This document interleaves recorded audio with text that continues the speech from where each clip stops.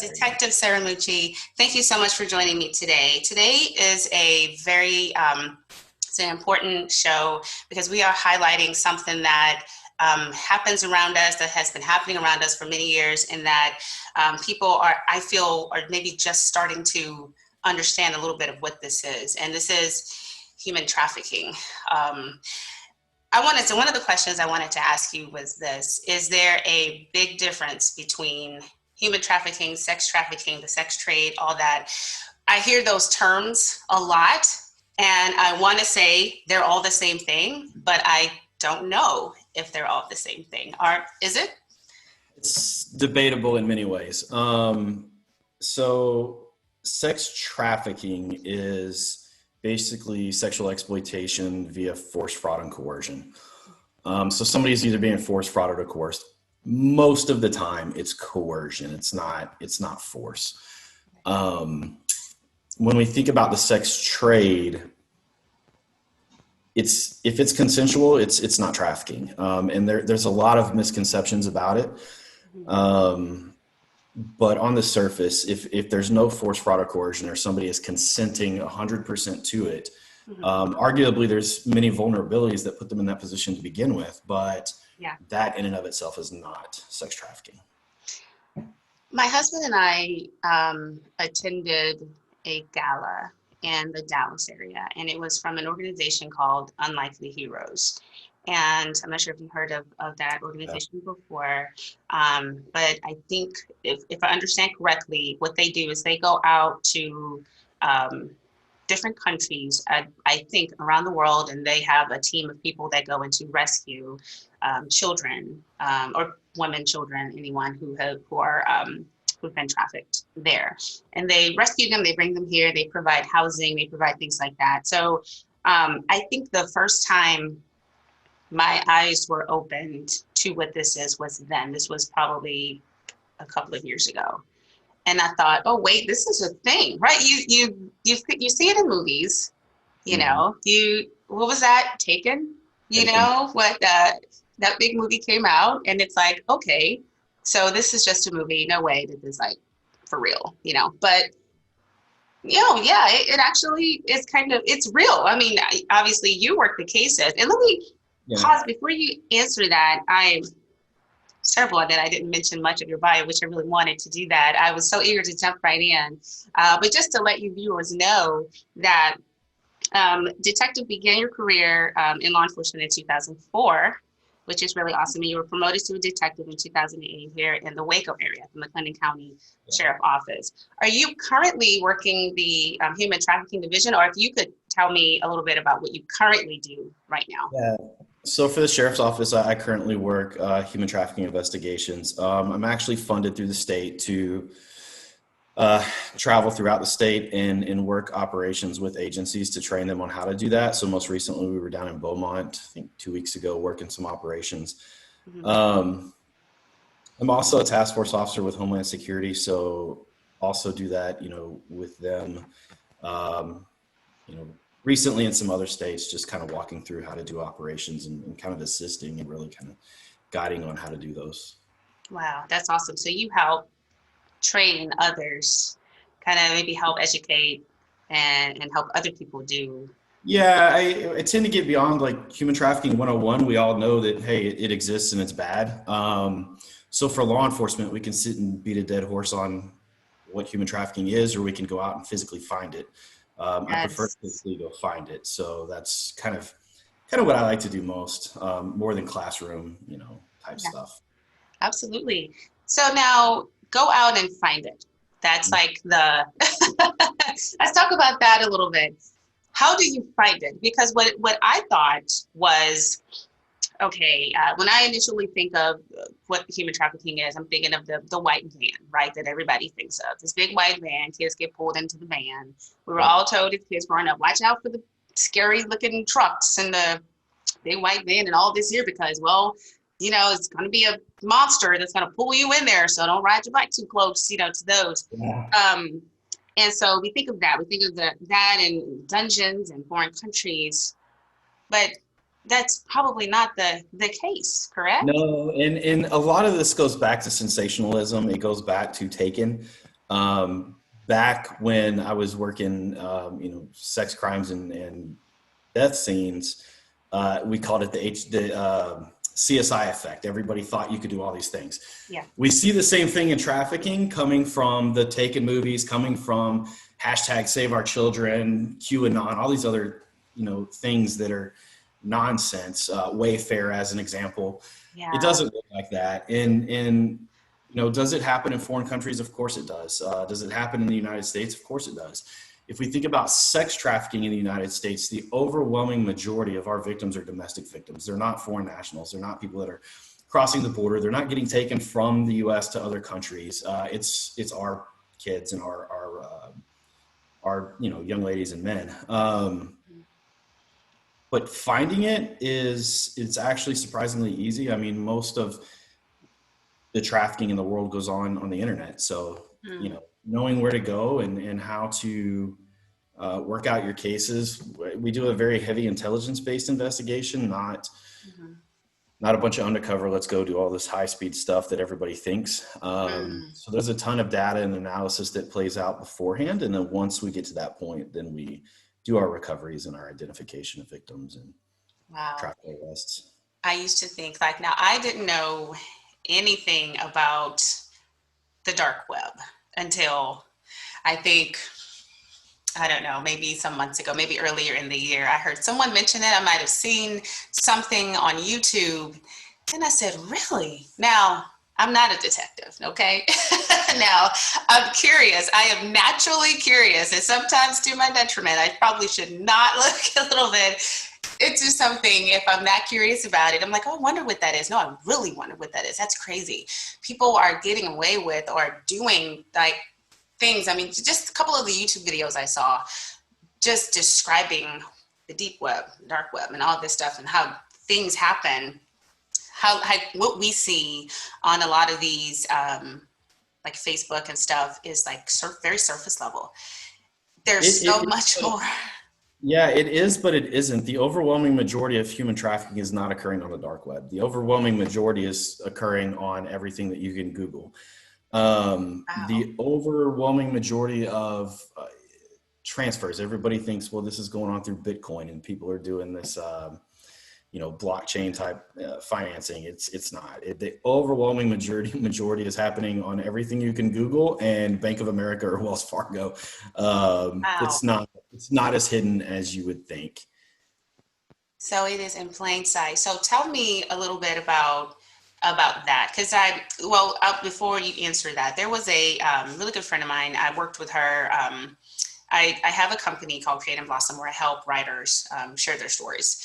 And she told her story in a book.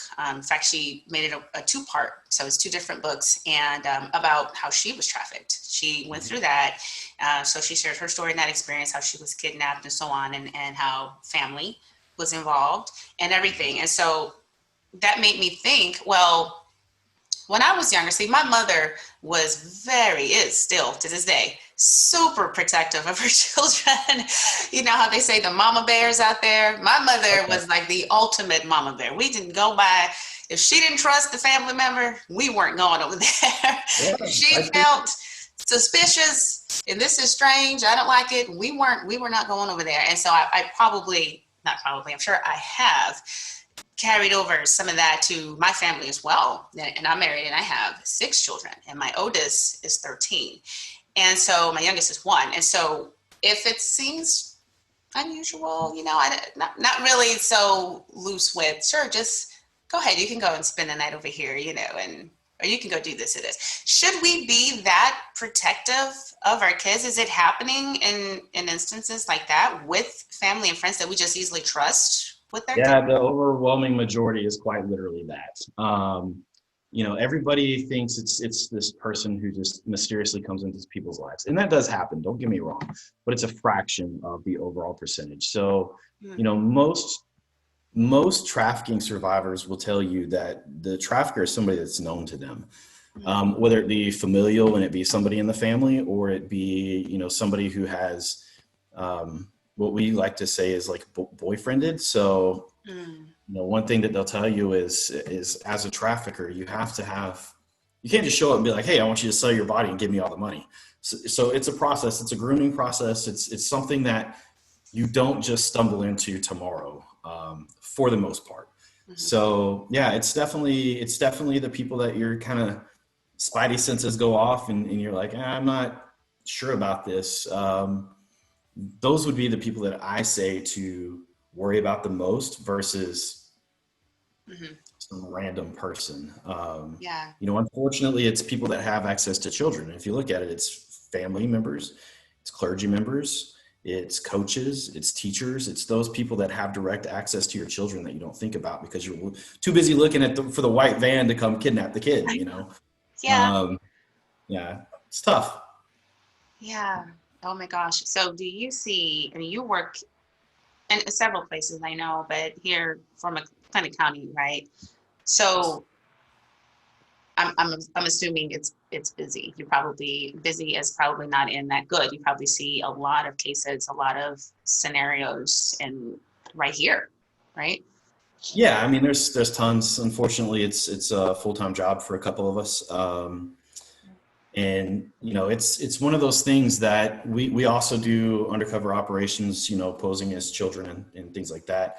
So we're able to walk through personally the process by which somebody gets trafficked. I recently did a case where this gentleman thought that, I say gentleman very loosely, he thought that I was a I'll just try to think of how to word it without putting too much, but he thought I was a young person who was experiencing financial difficulty, and you could see the whole process. Well, this is better than being homeless. So why don't we do this and this, and let me help you through this process? And that we see tons of it, and it's constantly going on. So it's definitely a full-time job, that's for sure.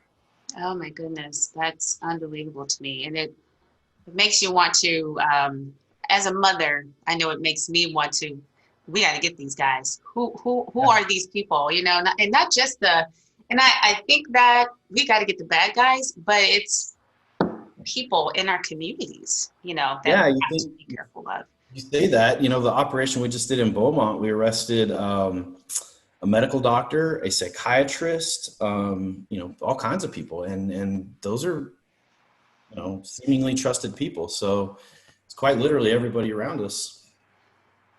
You had said something, you shared something on LinkedIn today. I'm going to read a quote from you on that. I thought it was so good. I think it was about a man and a woman, I don't know, a couple or something like that. But you shared a picture of them, and then you said this: the boogeyman didn't hop out of the bushes and start trafficking a child. It means as if most oftentimes, I mean, it means as it most oftentimes does that the boogeyman was known by the victim. Hmm. That's scary, you know? It is. It That's like is. really scary. So I think of a couple of things along with this. I think to educate my children to sort of, if you see anything, notice anything strange, say no and tell me if it's something unusual, just like my mom used to say, no one puts their hands on you, keep your hands to yourself. They keep their hands to themselves. And if anybody touches you, then you let me know, things like that. What should we tell our kids? Because again, these are pediatricians. These are normal Yeah. people.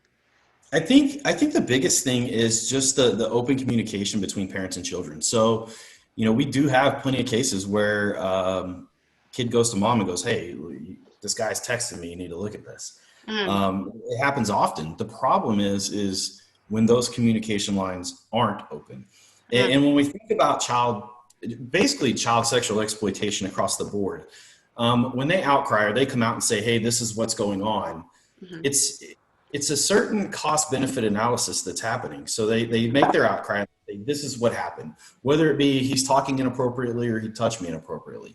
yeah, And then that initial reaction is going to shape what kind of happens next. mm, So if kid comes and says, hey mom, this is what's going on, here's my phone, and mom loses her mind or dad and snatches phone and kid's grounded from the phone, The kid is in a point now where they're like, look, I did the right thing and I'm being punished. Right. It's not them, it's this guy. So, Yeah. that happens. And then when we cross that line, then it becomes, the next step. And I've had parents say, well, my child they're going to be grounded because they should never put themselves in this position, blah, blah, blah. We're talking about children and grown adults. The Yeah. adult is the one that did this. The adult is the one that put that, kind of into motion. So what we have to remember is that our bond with our children needs to be stronger than the bond that they're being groomed into, because we want them to break that cycle and come and say, hey, look, this is what's going on. Yes. And then handling it appropriately is the second biggest issue. Absolutely. That made me think of a couple of things, because there was a story I saw shared on Facebook, and in the story it talked about, I think it was an Uber driver that some person, I want to say off of like a Craigslist or something, but had been communicating with a young girl, and he got an Uber or a Lyft and ended up getting in the car to go and get the girl. Girl got in the car, with the guy, and then somehow or another, I think they ended up catching catching everything what happened. I think the girl ended up being assaulted or something like that, but I don't think she was killed. I may not be saying the story 100% correctly, but I think I remember some parts of that. But what got me were the comments from the people. They were all about, she's 13 and she shouldn't have been this and this. And then it was even trying to shift blame to the Lyft driver. The Lyft driver should have known. I'm like, how would he know? How would he know? She's a baby. It's the jerk that tried to steal her, and it's him. He's the person. He's the criminal. Why do people shift blame on others instead of the actual criminal? I don't know. We see that a lot. You see it in sexual exploitation, especially in teenagers. I've seen the shaming go on where people it blows my mind. They say, well, she should have known better. She's 14 years old. She shouldn't have done this. And that's an obstacle honestly, in all gender-based violence. When you think about any crime, I got into a little argument the other day on LinkedIn with a guy who basically was saying, look, if you're a human trafficking victim and you're offered help and you don't take it, then you're no longer a victim. And I asked, so what does this mean for domestic violence or sexual assault victims? And he had no real answer other than, well, if you keep doing it, then you're to blame. So, we see that across all forms of gender-based violence. And unfortunately, it's oftentimes, we go back to well, she shouldn't have wore that skirt. She shouldn't have had 2 drinks. Well, if guys would learn to just keep their hands to themselves, we wouldn't have this problem anyway. So that's not even isolated to trafficking or exploitation, sexual exploitation of children. That's all the way across the board that we see that. It's heartbreaking. And I mean, I've had my experiences of some trauma in my past, and I have talked to so many others that have too. And, and that's a problem. When I was at that Unsung Hero Gala, the thing that broke my heart, I think the most, was just thinking of, besides the crime that was committed against them, was the journey that is going to take for them to heal, like, that's a lot. It's almost unbearable for a lot of people. And then I know we were talking on LinkedIn about the media coverage, and I wanted to talk a little bit about that too, because you see, that's blowing my mind away. I really thought, just like I know a lot of other people do, that when you see those big headlines, 179 arrested in Ohio, oh good, we get these bad guys, here we go. No. And I took what I thought and we communicated about that. And then I was talking to other people, and they were posting it, and they were like, I'm so glad. Oh, thank God. I'm so glad they're getting these bad guys. No, this is not what's happening. Yeah, we like to call everything human trafficking because it's sexy and it gets shares, right? It's crazy. So you see, as an example, the one in Ohio, you say human trafficking operation, right? Yeah. You have to ask, if it's a human trafficking operation, you got two things that you got to look at. How many traffickers were arrested and how many victims were identified and recovered? I hate the word save. I think the word save is nonsense from law enforcement. Yeah. But when we look at that operation as an example, the overwhelming majority of those arrests are sex buyers. Sex buying is obviously a large symptom of human trafficking. Is sex buying human trafficking? We could argue that a couple ways. But when we also look and we say, and we saved 20 victims of human trafficking, or however many it was in that operation, by putting them in jail. How is that safe? That is the most nonsensical thing. That is the biggest battle I fight with law enforcement all the time, is if you have a victim of any crime, why are they going to jail?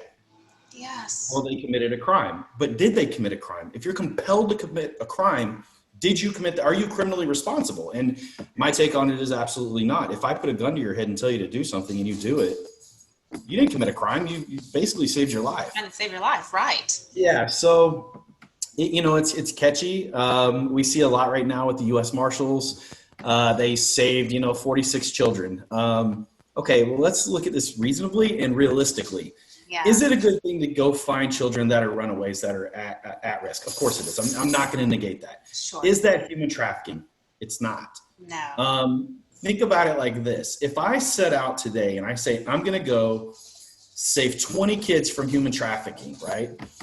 And I'm going to start with my list. And my first kid is John Jones. And I go to John Jones' mom's house to say, hey, where would be a good place to start? And John Jones has returned home. Guess what I just did?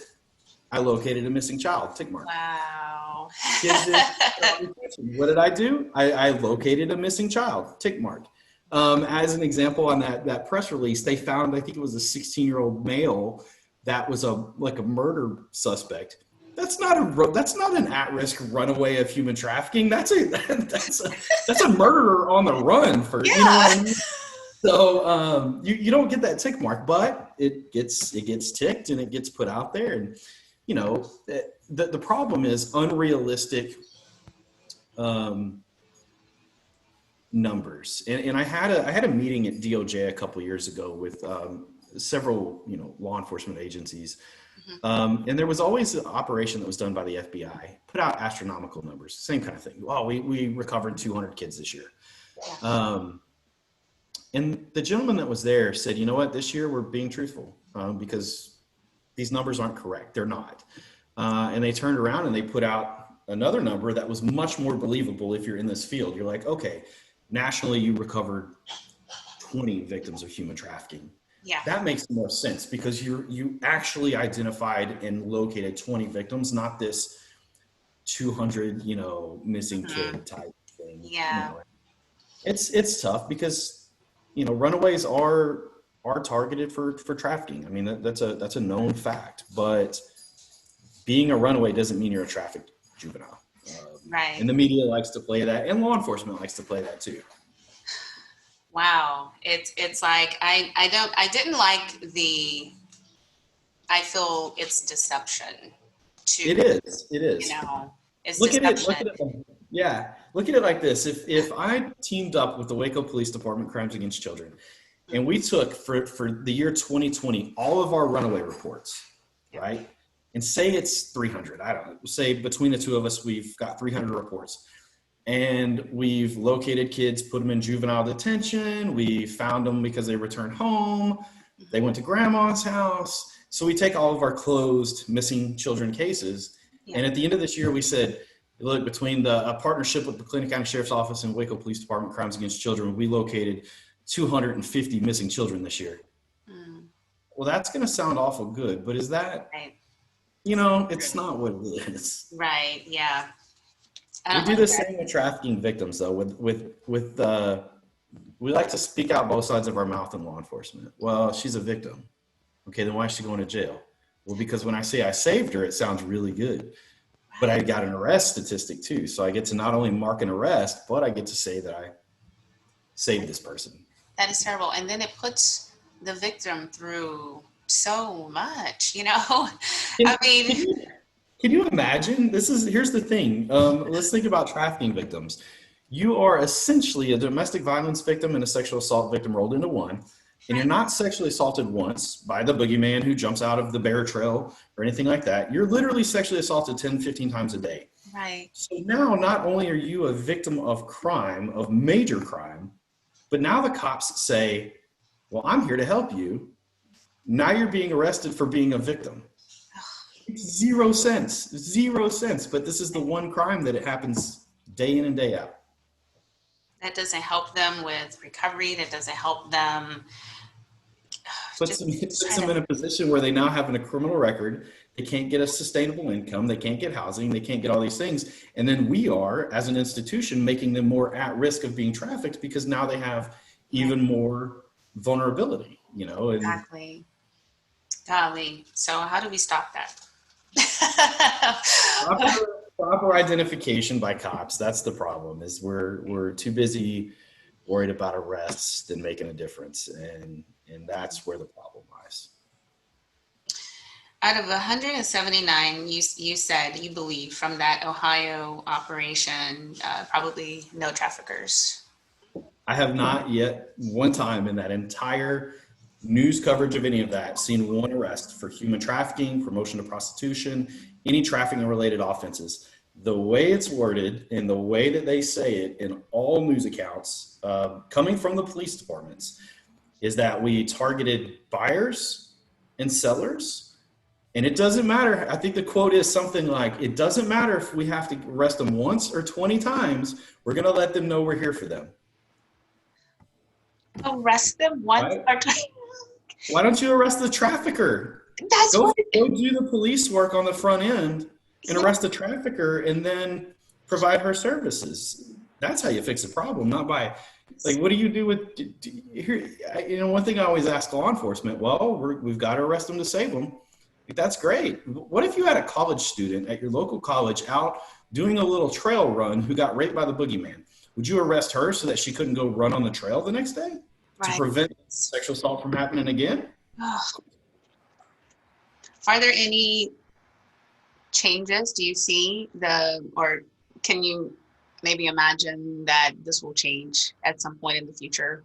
Yeah, it's slow rolling. You're talking about national trends, right? I mean, Yeah. it's the way, and it's not even a national trend. It's literally the way things have always been done when it comes to human trafficking investigations Mhm. nationally. Yeah. So, I just did a presentation for Prince George's County's task force up in Baltimore, and I got an email again this morning like, hey, we want more for this group because what you're talking about makes sense. And that's what we do with the majority of our operations and training is just getting cops to see, oh, this does make sense. Yeah.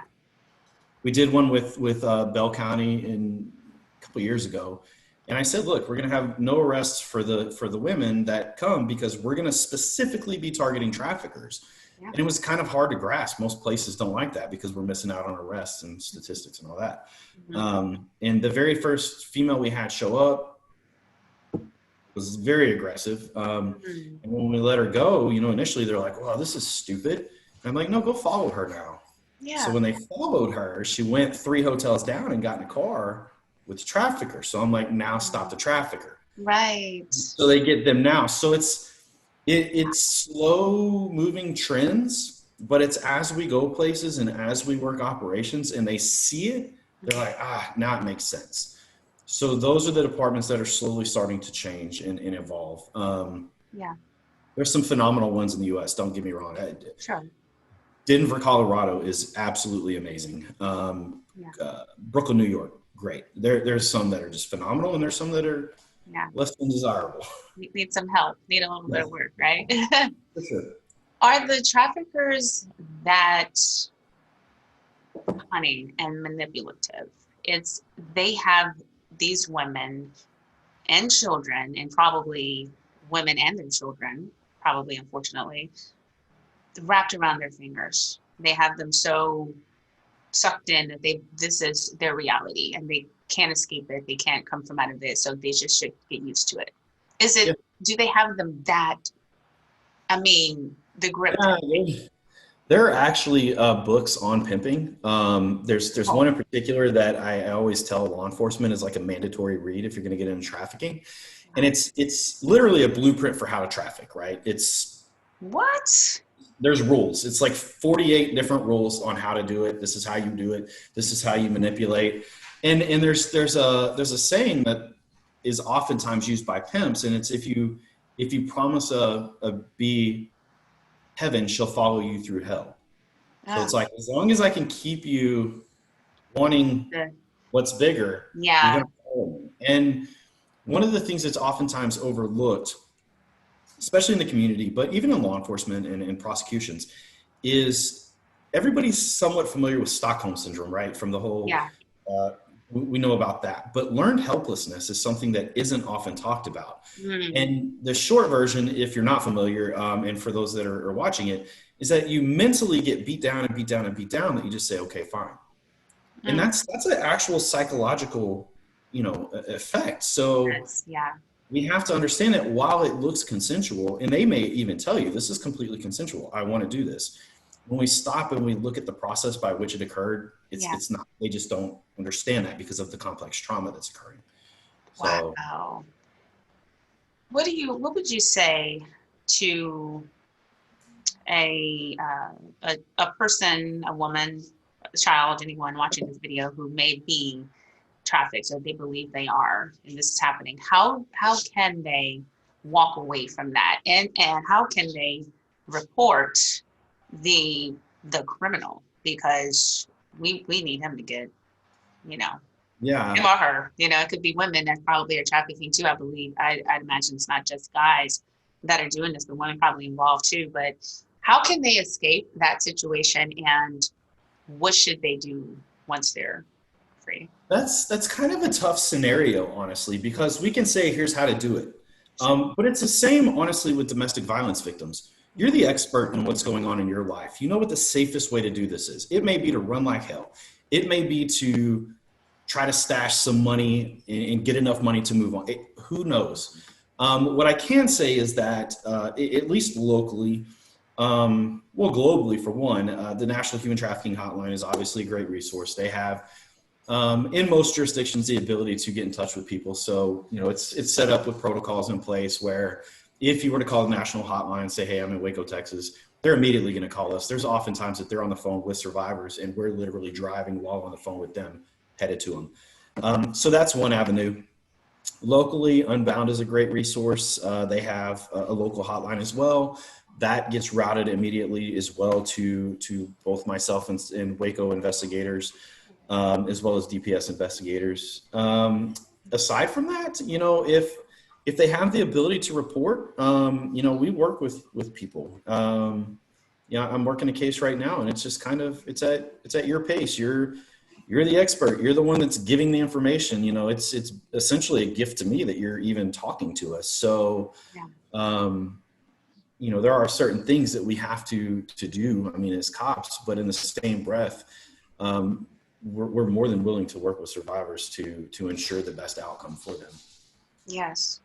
Very good. Do you think that it's Can you give me good one for... second? I've got a mutt that's walking to the door. No, that's okay.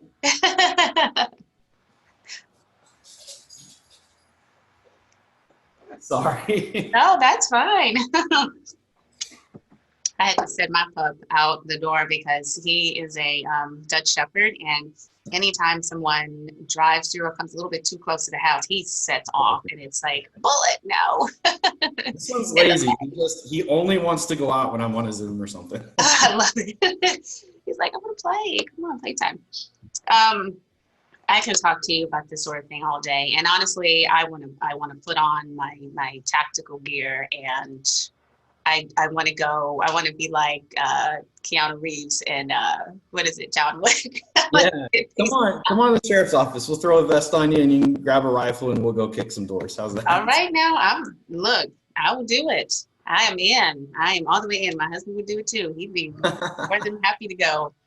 It's just it's so upsetting, but I'm grateful for detectives like yourself I'm sure there's plenty others of you out there that are like you, that are just with the same heart and passion to rescue these victims and to get these criminals. And that's really the key, the rescuing them, getting the bad guys. We need to get the bad guys off the streets here.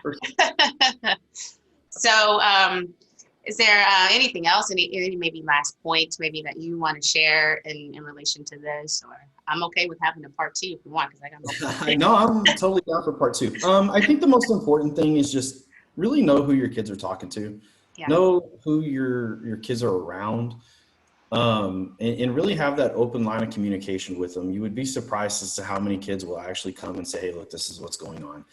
Yeah. That I think is the most important thing, because it's the people, like I said earlier, that have access to your children, even if it's via the internet, are, really grooming and talking. And how oftentimes do we talk to kids? And, I always, like, as an example with my son, I tell him, he may say, oh, my friend, my friend, my friend.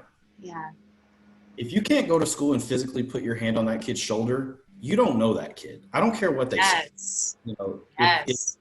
If they go to another school, if I can't physically walk to that school and take their parent's hand and say, hey, this is who you are, you don't know them. So I think that that's very important. I think the other really important part, as kind of like what I touched on earlier, is we have to understand as grown-ups, when they disclose something to us, we cannot lose our minds. Yeah. And one of the things that I've seen happen, you see it all the time on Facebook, and it just drives me nuts. You get parents that I think are well-meaning. They screenshot the whole conversation and they're like, well, look at Jimmy Jones over here and what he's done to my kid. Share this. He's a pedophile. So then it creates this huge issue. And then they come to me and they're like, hey, can you do an undercover and like catch him? Well, that's idiotic. You've just exposed him to the entire world. Right. He now knows that the jig's up. So I always tell parents, hey, if your kid's being contacted, keep what you have on that phone. Don't destroy anything. Don't screenshot it. Get it to us. Yeah. Let us take over, and we will let nature run its course. And your job, yeah. Handcuffs on somebody. So those are the two most important things, I think. And when we think about anti-trafficking work, everybody likes to think about rescue and operations and all this. The biggest thing that we need to focus on is vulnerability. Yeah. If you can take away the vulnerabilities, you don't have the trafficking 98% of the time. So we really have to focus on our at-risk youth, what we can do to empower them to do great things in life, and even people that are vulnerable, whether it be through financial straits or something like that. We have to really work as a community to end the vulnerability, because that will ultimately stop the bleeding that is trafficking. I love that. That's awesome. One other quick question. I thought about this as you were talking about parents and how they, should respond to their children if they notice something unusual.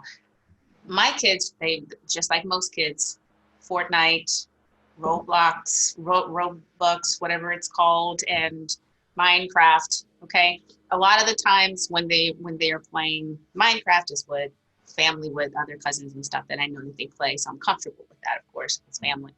But one time, my 9-year-old daughter came to me and said, "Well, mommy, this person on Roblox just gave me like 100 and something coins or whatever, and to be my friend, and just out of nowhere, and I don't know why, but she was so excited. But I got all these coins and I got all these points and da da da."